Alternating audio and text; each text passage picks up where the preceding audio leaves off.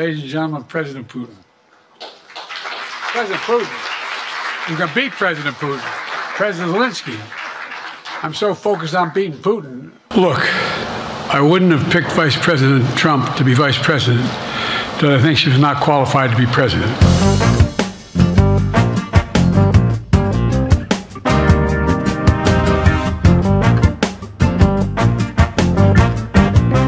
Putin launched his brutal war over 2 years ago. I promised President Zelensky the United States and our allies and our partners would stand with him for the people of Ukraine as they defended their country. Since then, all of you, all my fellow leaders, have built a global coalition to support Ukraine, supplied economic and humanitarian support, supplied weapons that Ukraine needs to defend itself. And 2 days ago, I announced a historic donation of air defense equipment to protect Ukrainian cities, troops, and from Russian missiles. And here today, with all these important people behind me, we take another important step in our collective support for Ukraine. We refer to it as the Ukraine Compact. Last year, the G7 nations signed on to a declaration to protect Ukraine long term, not just for the duration of this war, but beyond after they win. 25 additional countries quickly joined them and pledged to negotiate and sign a bilateral security agreement with Ukraine. Now, 1 year later, more than 20 countries plus the European Union have completed and signed these agreements. And more countries are finalizing theirs as we speak. This compact brings all those countries together in a unified, coordinated, and comprehensive architecture to support Ukraine, not just for now, but for years in the future. You heard me say it before. We're building a bridge to NATO for Ukraine, a pathway leading to an eventual membership as they continue to implement important domestic reforms. This compact, which is on the stage here, is a central piece of that bridge. What happens to Ukraine matters. It matters to all of Europe. It matters to NATO. Quite frankly, it matters to the whole world. We're united against Putin's senseless and brutal war. We are united behind Ukraine as it fights to defend its freedom and its future. We're united behind a vision of the world where free countries like Ukraine do not have to fear aggression from a brutal tyrant next door. As I've said before, Russia will not prevail in this war. Ukraine will prevail in this war, and we'll stand with them every single step of the way. That's what the compact says, loudly and clearly. And now I want to hand it over to the President of Ukraine, who has as much courage as he has determination. Ladies and gentlemen, President Putin. President Putin. You can beat President Putin. President Zelensky. I'm so focused on beating Putin, we got to worry about it. Anyway, Mr. President. I'm better. You are a hell of a lot better. This year at the NATO summit in Vilnius, we took a very strong step with the G7 declaration on security for Ukraine, for Ukrainian people.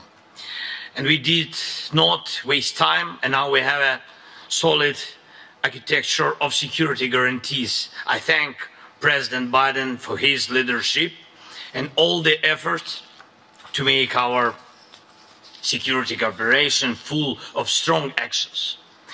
There are 23 strong agreements, and there will be agreements with other countries.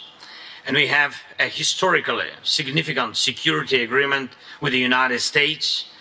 All of these helped us obtain the necessary air defense systems, thanks to America and to all the partners, to all the leaders and your societies, your people, of course. This Ukraine Compact we are forming takes our relations to a new level, a significant achievement for Ukraine and all of us. Slava Ukraini!